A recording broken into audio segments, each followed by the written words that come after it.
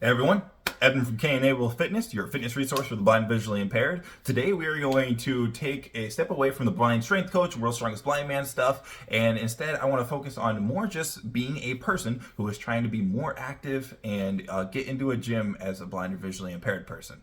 So, having that disability makes it very scary to go into the gym. However, over my years of being visually impaired and still avidly attending gyms all over the place, I have discovered 4 different super positive things of why it's actually better to be blind or visually impaired at the gym. Number 1 is going to be you can't use mirrors. So mirrors can really screw people up a lot of times. It gives them a weird feeling of they need to chase an aesthetic, and they also have to stare at them all the time, it feels like. So you'll have people doing like tricep extensions, and they have to stare to the side in order to look at one half of their body instead of locking in and making sure that things work. From a nervous system standpoint too, you actually aren't able to fire your triceps quite as well when you're locked into a position and cranked to the side trying to look at yourself. So you're able to execute movements better and put more effort and get more stimulus out of them if you're not craned to the side a lot of times. And then I've also encountered a lot of people who are sighted who rely on a mirror like crazy, especially for things like squats, where they'll arch in their neck or they'll stay way too upright compared to how they need to be squatting. Same thing with like RDLs, where they need to be hinging more and they're more staring and arching up, and they wonder why their back hurts because they're not able to keep appropriate form because they're so obsessed with what is going on with the mirror. And a lot of people will think of that as form checks, but as you'll see in point number 3, it is actually important to make sure that we're focusing on internal focus and what we're actually feeling on the inside, and we're able to get a ton out of that and keep ourselves nice and safe. So again, no mirrors is a huge positive part of being blind or visually impaired at a gym. Number 2 is it's a lot harder to be distracted by people. And this is good for a couple of different reasons. The first one is, as Teddy Roosevelt says, comparison is the thief of joy. So if you're busy comparing yourself, looking around and being like, oh, that guy looks way better than me, or that girl's lifting way more weight than me, then you are focused on the wrong things. You need to be at the gym in order to focus on your plan and the progressions that you need in order to make sure that you get the most out of your workout that day. A lot of times I'll be at the gym, like on my deload weeks, I'm like, I must look so weak right now. I'm like, no, I'm doing a recovery workout, something to just kind of keep from getting too rusty, and that's what I need to be doing.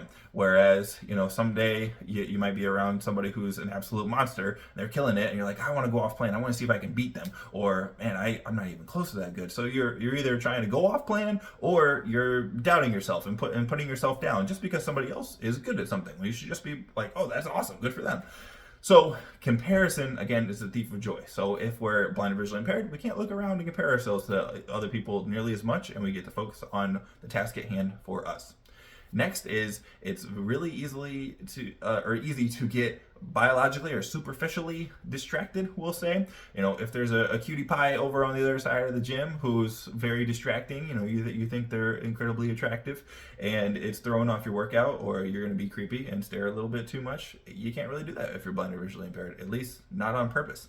Actually, if you YouTube blind fitness, a lot of times the very first video that pops up is a guy who is accidentally, just doing tricep extensions and looking a direction of a woman who took umbrage to that and tried to get him kicked out of the gym. So hopefully our blind fitness stuff starts topping the search results for YouTube instead. A little bit more positive than such a bad experience. I've actually had a very similar experience. Luckily, it didn't go too sour, but I always try to keep my head down so I'm not accidentally mean mugging everybody or anything, when I'm just in my zone or walking around the gym.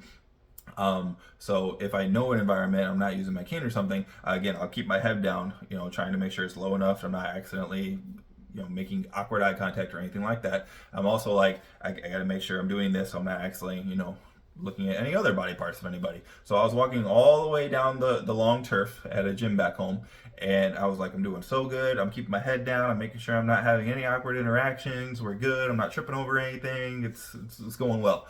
And there wound up being a group of 4 people at the end of the track, all huddled up talking, and there was a girl who was facing away from me. So I realized it must have looked from the outside that accidentally, me just trying not to accidentally look at anybody in any weird way, I was accidentally probably seeming like, even though my dead spot is down the middle, that I was just staring at that girl's rear end the entire slow walk down the turf. So accidents happen, but again, if you're blind, then you're not going to be purposely distracted in those ways or tempted nearly as much. You know, you don't have to worry about that like ooh shiny thing or like any sort of issues like that all the time. There's also not a whole distraction of what the heck is that person doing over there. Instead, you get to focus on your workout and get the most out of it. So that's a huge benefit.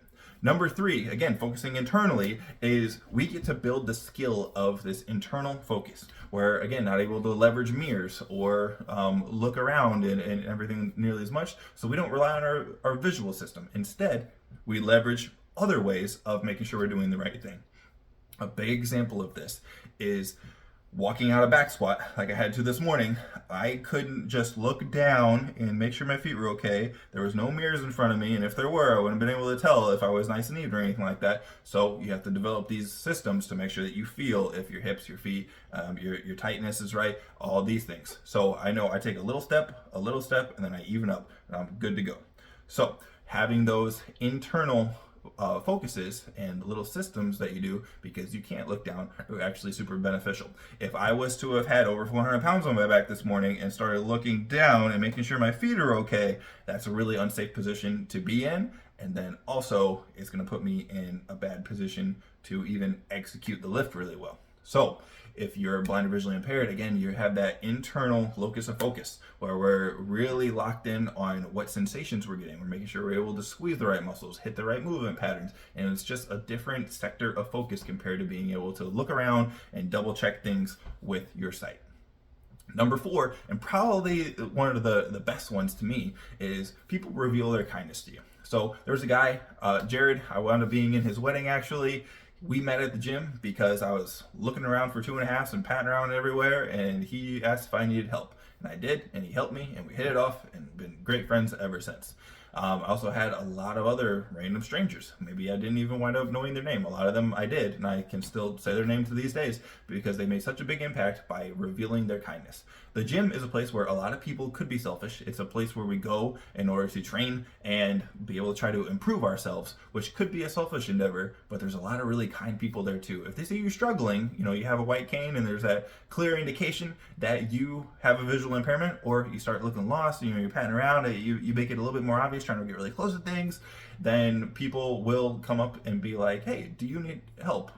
Or I've even had people where they know I have a visual impairment and I'm rolling, but people still make it a point to go, hey, you seem like you know what you're doing, you're rolling good and everything like that, but if I can help you with anything, let me know. My name is blah, blah, blah.